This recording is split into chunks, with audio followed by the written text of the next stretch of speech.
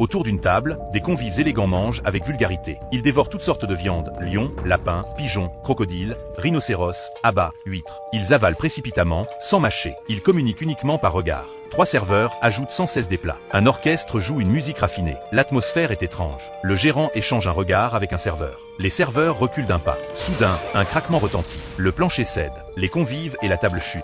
Le lustre descend lentement. Les serveurs, habitués, rejoignent l'étage inférieur. Ils époussetent les convives. Un homme chauve reprend son repas. Les autres l'imitent.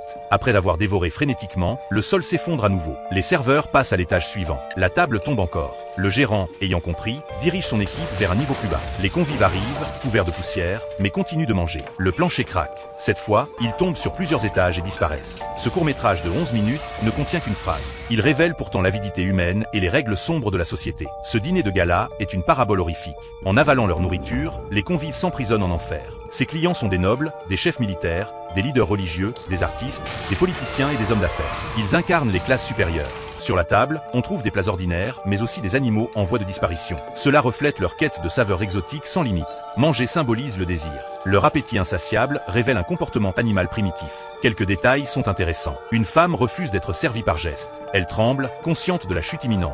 Elle veut échapper à ce cycle, mais c'est un combat perdu d'avance. Elle finit par rejoindre les autres en pleurant, comprenant que la destruction est inévitable. Un autre convive, immobile avec une sonde, est significatif. Il représente soit le peuple exploité, soit une personne idéaliste au pouvoir. Il comprend le monde, mais reste prisonnier de sa réalité. Les 7 serveurs symbolisent une force surnaturelle. Dieu a créé le monde en 7 jours, créant l'homme le 7e jour et Ève avec la 7e côte d'Adam. L'humanité connaît cette péché et cette punition. Satan était originellement un dragon à 7 têtes. Ces serveurs ne sont pas de simples complices. Ils sont comme des divinités observant l'humanité. Ils révèlent la laideur humaine et la vérité sur notre existence avec un simple repas.